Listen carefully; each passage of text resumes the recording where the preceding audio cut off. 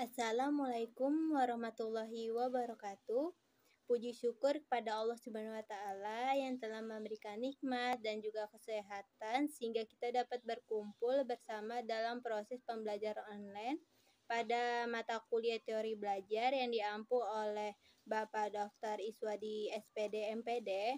Pada kesempatan kali ini, sebelumnya saya ucapkan terima kasih kepada yang terhormat Bapak Dr. Iswadi SPD MPD dan semua sahabat-sahabat dan teman-teman yang mengikuti mata kuliah teori belajar. Adapun topik yang akan kami bahas pada kesempatan kali ini adalah memahami teori keterampilan proses. Perkenalkan, nama saya Asyifa Aulia Zahra yang akan bertugas sebagai moderator pada hari ini. Saya akan membimbing jalannya diskusi ini. Adapun anggota kelompok saya yaitu Triulandari dan Muhammad Rifki Ismail. Sedangkan rangkaian acara yang akan kita lewati yaitu sesi pembukaan, sesi penyampaian dan penyajian materi, sesi tanya jawab, dan sesi penutup. Baik teman-teman, langsung saja kita mulai ke sesi yang pertama, yaitu pembukaan. Marilah kita mengucapkan basmalah bersama-sama. Bismillahirrahmanirrahim. Sebelumnya, materi yang akan kita bahas yaitu pertama, pengertian keterampilan proses. Kedua, jenis-jenis keterampilan dalam keterampilan proses. Ketiga, alasan perlunya penerapan keterampilan proses. Keempat, model-model pengajaran dalam PKP. Kelima, langkah-langkah pelaksanaan keterampilan proses. Keenam, penilaian keterampilan proses IPA. 7, peranan guru dalam penerapan PKP. Ke-8, keunggulan dan kelemahan pendekatan keterampilan proses. Selanjutnya adalah penyampaian dan penyajian materi. Saya persilahkan untuk Kak Triulandari. Yang pertama ada pengertian keterampilan proses. Keterampilan proses ialah pendekatan pembelajaran yang bertujuan mengembangkan sejumlah kemampuan fisik dan mental sebagai dasar untuk mengembangkan kemampuan yang lebih tinggi pada diri siswa. Pendekatan keterampilan proses adalah proses pembelajaran yang dirancang sedemikian rupa sehingga siswa dapat menemukan fakta-fakta, membangun konsep-konsep dan teori-teori dengan keterampilan intelektual dan sikap ilmiah siswa sendiri. Pendekatan keterampilan proses menekankan bagaimana siswa belajar, bagaimana mengolah perolehannya, sehingga mudah dipahami dan digunakan dalam kehidupan di masyarakat. Dalam proses pembelajaran diusahakan agar siswa memperoleh pengalaman dan pengetahuan sendiri, melakukan penyelidikan ilmiah, melatih kemampuan-kemampuan intelektualnya, dan merangsang keingintahuan serta dapat memotivasi kemampuannya untuk meningkatkan pengetahuannya yang baru diperolehnya. Dengan mengembangkan keterampilan-keterampilan memproseskan perolehan, anak akan mampu menemukan waktu. Pengendalian disiplin dapat mengembangkan sendiri fakta dan konsep serta menumbuhkan dan mengembangkan sikap ilmiah dan nilai yang dituntut. Dengan demikian, keterampilan-keterampilan itu menjadi roda penggerak penemuan dan pengembangan fakta dan konsep menurut Trianto tahun 2010. Dalam kegiatan mengajar, begitu banyak hal yang harus diperhitungkan oleh guru. Misalnya, yang pertama melibatkan kemampuan guru atau mahasiswa calon guru untuk menguasai materi.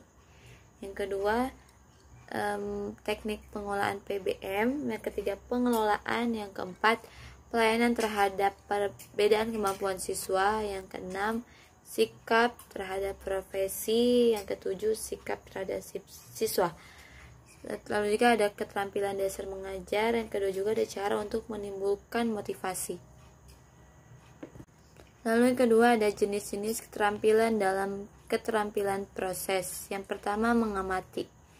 Kemampuan mengamati merupakan keterampilan paling dasar dalam memproses dan memperoleh ilmu pengetahuan, serta merupakan hal esensial untuk mengembangkan keterampilan-keterampilan proses lain. Mengamati merupakan tanggapan kita terhadap berbagai objek dan peristiwa alam dengan menggunakan panca indera. Yang kedua, mengklarifikasikan. Mengklarifikasikan merupakan keterampilan proses untuk memilahkan berbagai objek dan peristiwa berdasarkan sifat-sifat khususnya, sehingga didapatkan golongan atau kelompok sejenis dari objek atau peristiwa yang dimaksud. Contoh kegiatan yang menampakkan keterampilan. Yang ketiga, mengkomunikasikan. Dapat diartikan sebagai menyampaikan dan memperoleh fakta, konsep dan prinsip ilmu pengetahuan dalam bentuk suara, visual, atau suara visual. Contoh kegiatan dari keterampilan mengkomunikasikan adalah mendiskusikan masalah, membuat laporan, membaca peta, dan kegiatan lain yang sejenisnya. Yang keempat, ada mengukur. Mengukur dapat diartikan sebagai membandingkan yang diukur dengan suatu satuan ukuran tertentu yang telah ditetapkan sebelumnya. Contoh kegiatan yang menampakkan keterampilan mengukur yaitu mengukur panjang garis, mengukur berat badan, mengukur temperatur kamar, dan kegiatan lain yang sejenisnya. Yang kelima, memprediksi. Suatu prediksi merupakan suatu ramalan dari apa yang kemudian hari mungkin dapat diamati. Kegiatan-kegiatan yang dapat digolongkan sebagai keterampilan memprediksi. Yang keenam, menyimpulkan. Menyimpulkan dapat diartikan sebagai suatu keterampilan untuk memutuskan keadaan suatu objek atau peristiwa berdasarkan fakta, konsep, dan prinsip yang diketahui. Kegiatan-kegiatan yang menampakkan keterampilan. Berikut ini 10 keterampilan terintegrasi tersebut akan diuraikan berikut ini. Yang pertama, mengenali variabel. Yang kedua, membuat tabel data. Yang ketiga, membuat grafik. Yang keempat, menggambarkan hubungan antar variabel. Yang kelima, mengumpulkan data dan mengolah data. Yang keenam, menganalisis penelitian. Yang ketujuh, menyusun hipotesis. Yang kedelapan, mendefinisikan variabel. Yang kesembilan, merancang penelitian. Yang kesepuluh dan terakhir yaitu bereksperimen hipotesis. Yang bagian 3 yaitu alasan perlunya penerapan keterampilan proses. Alasan yang melandasi perlunya diterapkan pendekatan keterampilan proses dalam kegiatan belajar mengajar sehari-hari. Yang pertama, perkembangan ilmu pengetahuan berlangsung semakin cepat sehingga tak mungkin lagi peran guru mengajarkan semua fakta dan konsep kepada siswa. Untuk mengatasi hal tersebut, siswa diberi bekal keterampilan proses yang dapat mereka gunakan untuk memperoleh ilmu pengetahuan tanpa tergantung dari guru. Lalu yang kedua, para ahli psikologi umumnya sependapat bahwa anak-anak mudah memahami konsep-konsep yang rumit dan abstrak jika disertai dengan contoh-contoh konkret. Contoh-contoh yang wajar sesuai dengan situasi dan kondisi yang dihadapi. Dengan mempraktekkan sendiri upaya penemuan konsep melalui perilaku terhadap kenyataan fisik melalui penanganan benda-benda yang benar-benar nyata. Yang ketiga, tugas guru bukanlah memberikan pengetahuan, melainkan menyiapkan, menggiring untuk anak untuk bertanya, mengamati, mengadakan eksperimen, menemukan fakta dan konsep sendiri. Yang keempat, dalam proses belajar mengajar, setidaknya pengembangan konsep tidak dilepaskan dari pengembangan sikap dan nilai dalam diri anak-anak didik. Konsep di satu pihak serta sikap dan nilai di lain pihak harus dikaitkan menurut Semiawan dan kawan-kawan tahun 1985. Yang kelima, Penemuan ilmu pengetahuan tidak bersifat mutlak benar 100%. Penemuan bersifat relatif. Suatu teori mungkin terbantah dan ditolak setelah mendapatkan data baru yang mampu membuktikan kekeliruan teori yang dianut. Muncul lagi teori baru yang prinsipnya mengandung kebenaran yang relatif. Jika kita hendak menanamkan sikap ilmiah pada diri anak, maka anak perlu dilatih untuk selalu bertanya, berpikir kritis, dan mengusahakan kemungkinan-kemungkinan jawaban terhadap suatu masalah. Dengan kata lain, anak perlu dibina berpikir dan bertindak kreatif. Oke, terima kasih. Selanjutnya pembahasan keempat tentang model-model pengajaran dalam PKP yang saya akan bahas. Yang pertama, model dengar, lihat, kerjakan.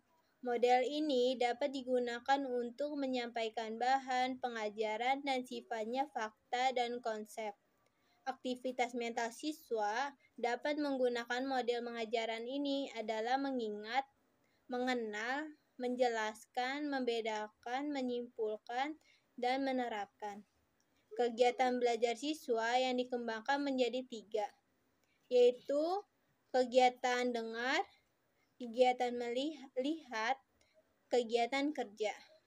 Kedua, model mengajar pemecahan masalah atau PERMAS.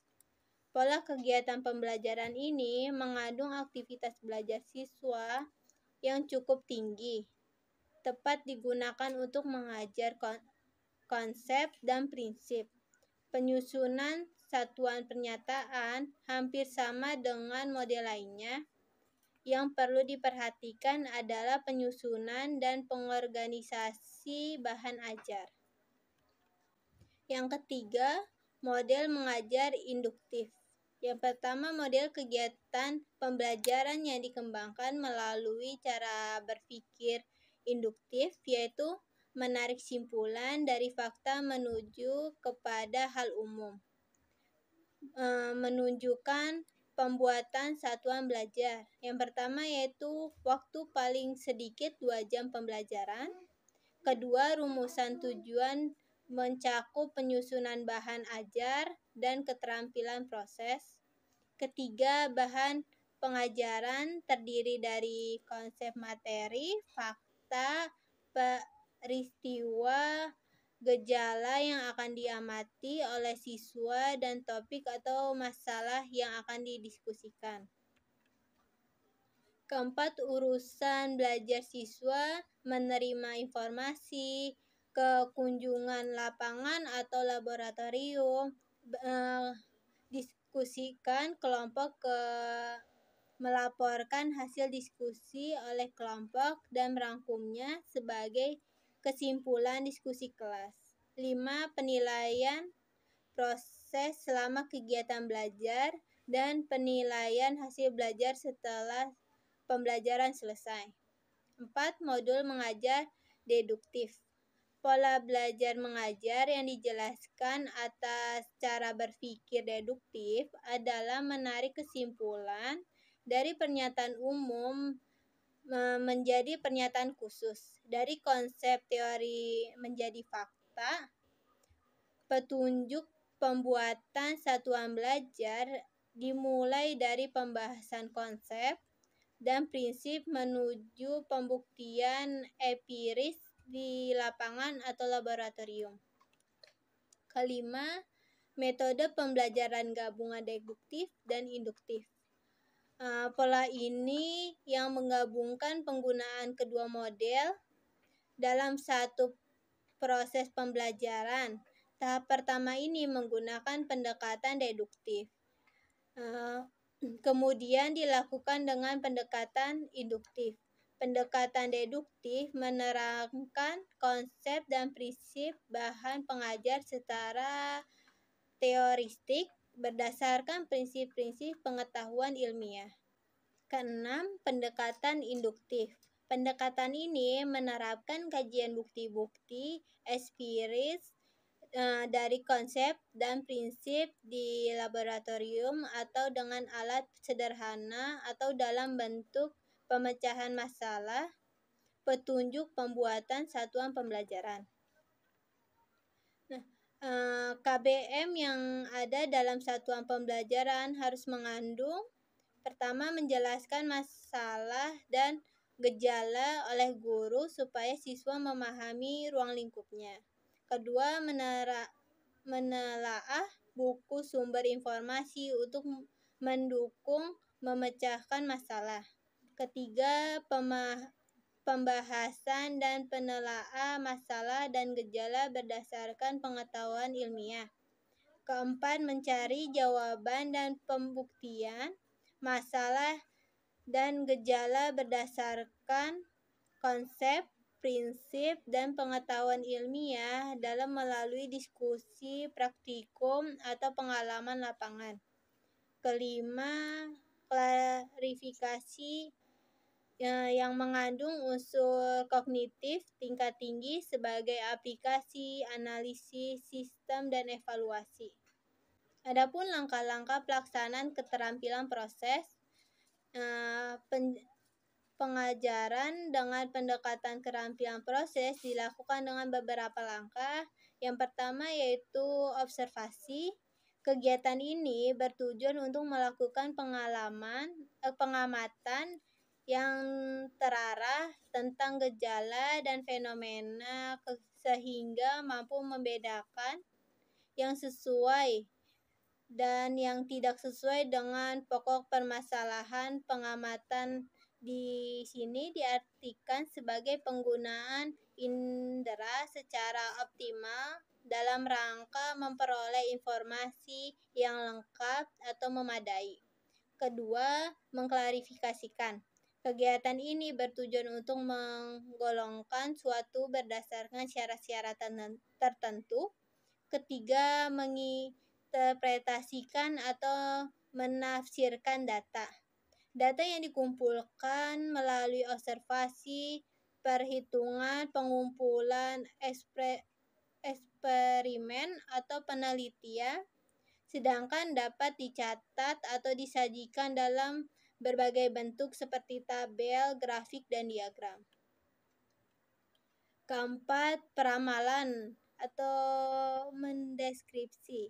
Hasil interpretasi dari suatu pengamatan digunakan untuk meramalkan atau memperkirakan kejadian yang belum diamati atau kejadian yang akan datang.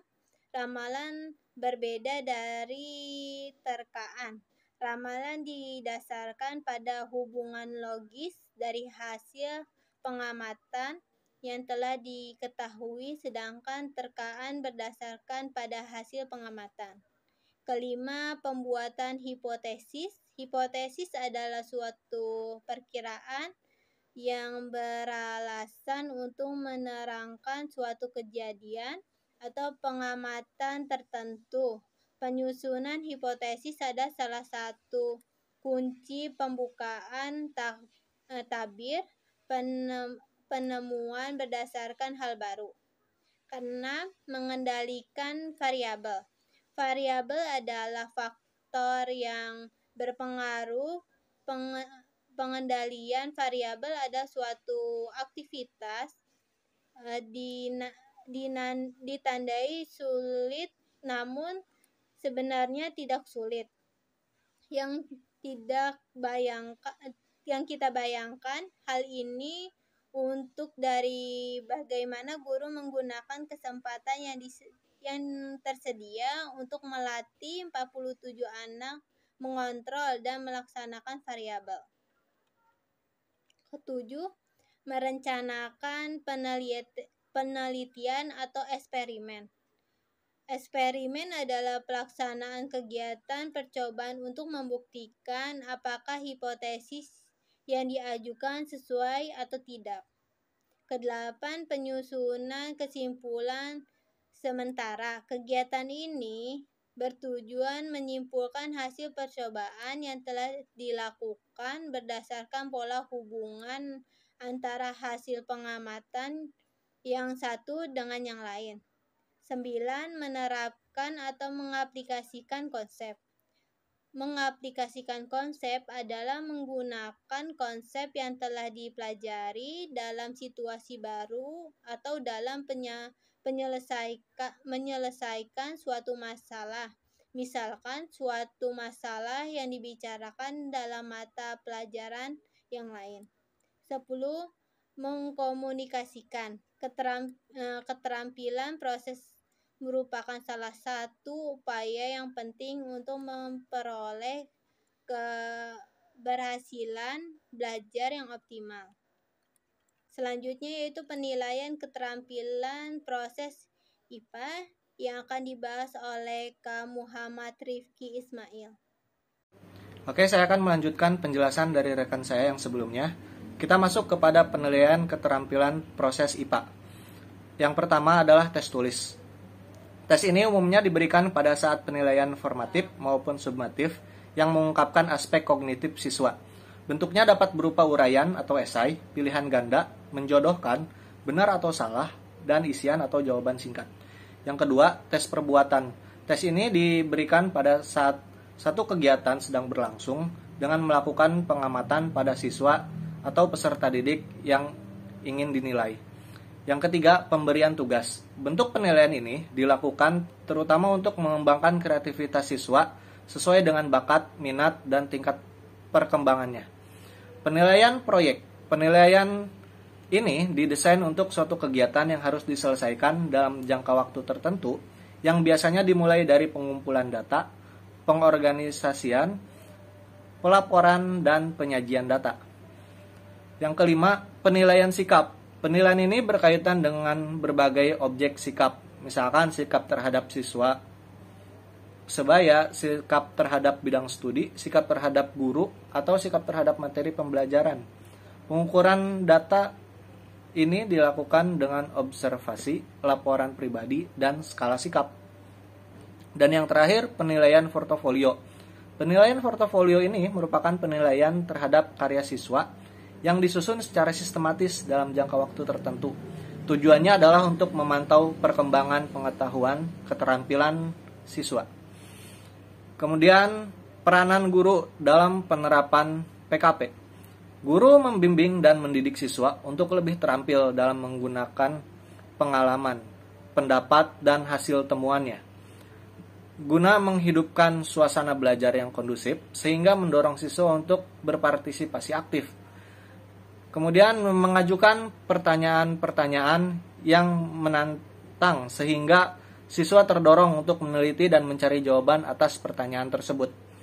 Kemudian guru memancing keterlibatan siswa dalam belajar, seperti meramalkan sebab akibat terjadinya perihal atau peristiwa lain yang mungkin terjadi di waktu lain, atau mendapat suatu perlakuan yang berbeda. Kemudian guru harus memberikan semangat yang tinggi kepada siswa dalam mengajar. Guru melakukan komunikasi yang efektif dalam memberikan informasi yang jelas, tepat, dan tidak samar-samar kepada siswa. Kemudian yang terakhir, guru mendorong siswa untuk dapat menyimpulkan suatu masalah peristiwa berdasarkan fakta, konsep, dan prinsip yang diketahui. Lanjut kepada keunggulan dan kelemahan pendekatan keterampilan proses. Yang pertama adalah keunggulannya. Menurut Samatowa di halaman 138 mengemukakan bahwa keunggulan pendekatan keterampilan proses yang pertama adalah terlibat langsung dengan objek nyata sehingga dapat mempermudah pemahaman siswa terhadap materi pelajaran. Yang kedua, siswa menemukan sendiri konsep-konsep yang dipelajarinya. Yang ketiga, melatih siswa untuk berpikir lebih aktif dalam pembelajaran. Dan yang terakhir adalah mendorong siswa untuk menemukan konsep-konsep baru, memberi kesempatan kepada siswa untuk belajar menggunakan metode yang lain atau metode ilmiah. Kemudian yang kedua adalah kelemahannya. Sedang kelemahannya dari pendekatan keterampilan proses ini dikemukakan oleh Sagala di halaman 75 sebagai yang pertama adalah memerlukan banyak waktu sehingga sulit untuk dapat menyesuaikan bahan pengajaran yang ditetapkan dalam kurikulum. Yang kedua, memerlukan fasilitas yang cukup baik. dan lengkap sehingga tidak semua sekolah dapat menyediakannya. Yang terakhir adalah merumuskan masalah, menyusun hipotesis, merancang suatu percobaan untuk memperoleh data yang relevan. Itu merupakan sebuah pekerjaan yang sulit. Tidak setiap siswa dapat melaksanakannya. Itu dari keunggulan dan kelemahan pendekatan keterampilan proses. Saya kembalikan kepada moderator. Terima kasih. Oke, terima kasih. Materi sudah selesai. Kita lanjut ke sesi penutup. Demikian presentasi kelompok kami. Mari kita mengucapkan alhamdulillah. Saya sebagai moderator mohon maaf atas kekurangannya dan terima kasih untuk perhatiannya. Wassalamualaikum warahmatullahi wabarakatuh.